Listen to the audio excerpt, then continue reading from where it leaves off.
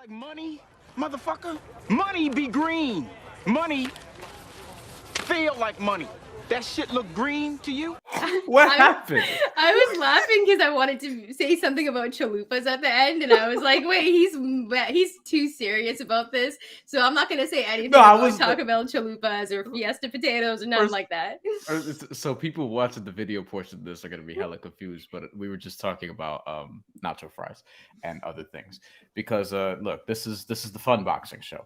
But yeah, we got some betting to do to get into for a couple fights this weekend that are going to be watched, but we have two heavy favorites again, Shantelle.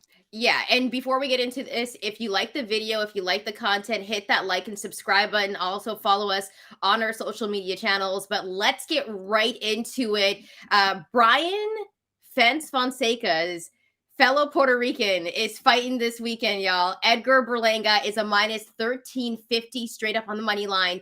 Jason Quigley is a plus 740. Bryan, how are you betting this one? You're not calling me that shit, first of all. Second of all, well, for people who don't know, watch the most recent episode we had before this, where we did our top 5 super lightweights, and Shantelle didn't like something I did with my ranking. And it wasn't the top spot. It wasn't that. It was something else. But okay, so how are you rolling with this fight?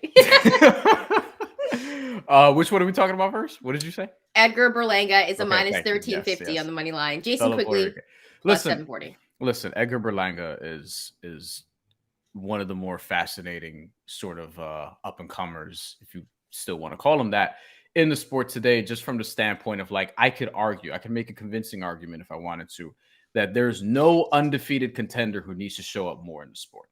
None. There's a case. He was on Top Rank. He was obliterating everybody.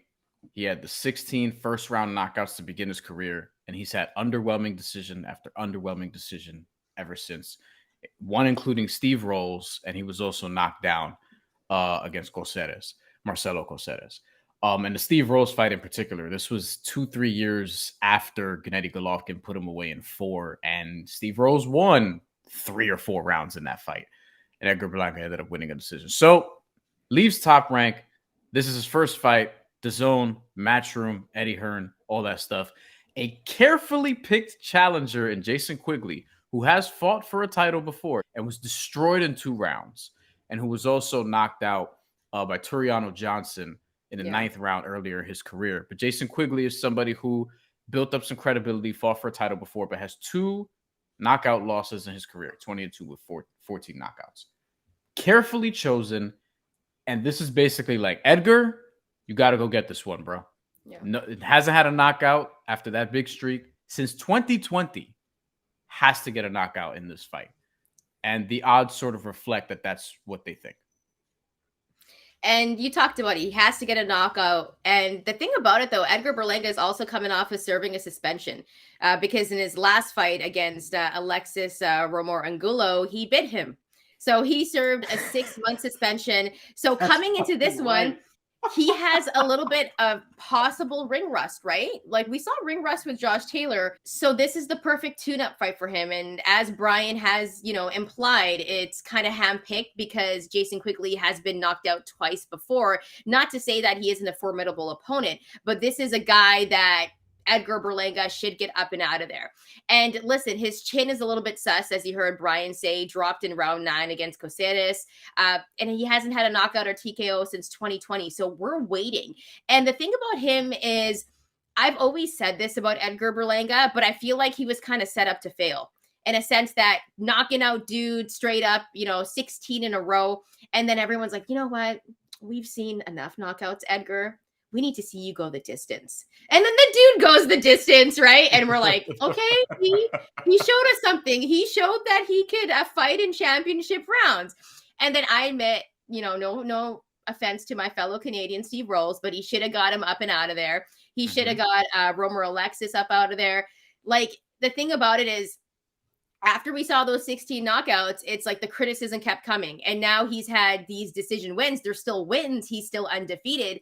But there's still so many questions about Edgar. 26. He's young. Just turned 26. Right? But yeah. When was it? Like recently, I'm sure. Yeah, May. I think it was May. Okay, so he just turned 26 last month. He's still pretty young, getting older, has had some success, but this is a fight where he just signed to Eddie Hearn's Matchroom Boxing, and he wants a good show for his fans because it's in his backyard. It's in New York. Emerson Theater. Listen, he needs this. So is Edgar Berlanga going to get a knockout against a guy like Jason Quigley? Listen, this guy is not no slouch. At the same time, he's been knocked out before, but listen, he's got decent pop. I think he's got 14 knockouts, right? 14, 20 wins, 14 of those wins by knockout. So he's got some decent pop. I think he's going to try to outbox a guy like Berlanga. When it comes to skill, Berlanga's not the most skilled fighter. You're there to see him knock out dudes. And sometimes Berlanga can be a headhunter. I think he should go to the body a little bit more. I think that's something we need to see from him. Also, defensively, we need to see a better defensive performance from Berlanga as well. But I do think that Jason Quigley is going to be trying to outbox him, and he's going to be relying on his counterpunching because that's what Quigley does really well. How will Berlanga fare in this fight? To be honest with you, I think everyone thinks he's going to get the knockout, and the odds also reflect that. They did change the odds a little bit earlier. What is Berlanga by knockout? So, to back up a little bit, to begin the week, Edgar Berlanga was a minus 1,300 favorite. He's now minus 1,600. And more money is coming in on him. Right now, he's minus 330 to win by knockout. A number that was, I believe, 300 earlier this week. Yeah. A knockout round 1 through 6, 180, and in the 200s, round 7 through 12, plus 200s, depending on where you look. Because they're expecting this, the books are, to be an early knockout, perhaps in round 3-4 range, because once you get there, it's like plus 220 whereas other rounds are like plus 400 something, plus 500 something. So really in that 3-4 range is where they expect it, which is a little surprising to me because look, if Jason Quigley is going to be successful in this fight, I feel like it'll be something similar to what we saw with Danielito Zorrilla and Regis Prograis, where it's kind of just using the ring to your advantage, moving around, tiring out Edgar Berlanga, who that was one of the other things that we saw in his decision victories too, against Damon Nicholson in particular, against the other guys. He looked gassed by the end of it. Steve Rolls, like he's somebody who, if Jason Quigley is able to take him into deep waters, into, round 9, round 10, maybe he could have some success. And Edgar Berlanga was also dropped in the 9th round previously, as you said. So I was surprised to see that the line was like this, but in terms of making picks, we might as well do that now. I don't have any great conviction as to where I think Edgar Berlanga gets it done. He needs a knockout, and I almost don't feel super comfortable doing it based on what we've seen, but it's like, this cannot go to the cards if you're Edgar Berlanga. It can't happen because Jason Quigley is right there for you. Has been knocked out twice. Has been knocked out by Demetrius Andrade, who's somebody who Edgar Berlanga, at some point, maybe that fight materializes. This is somebody who, if you look at the rankings, like these are the kind of names. And then, oh, by the way, Eddie Hearn makes a signing of Edgar Berlanga. And what's the name that you see repeatedly throughout the press release? Canelo Alvarez, Canelo Alvarez, Canelo Alvarez. The path to Canelo. You can't be beating Jason Quigley by decision. So if you're interested, though, Edgar Berlanga by decision is plus 420. So that's an interesting sprinkle-worthy thing there.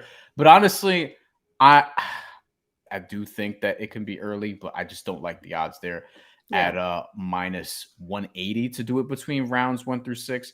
And I think I'm just going to parlay it with something else that we'll get to a little bit later. Because as a standalone, I just don't have confidence in saying, 1 through 6, but it might go late or whatever. So Edgar Berlanga by knockout, but as a parlay leg is probably what I'm going to do because I just don't like what the books are telling me they're expecting here because Edgar's been unreliable while also understanding, yes, you need to knock this dude out.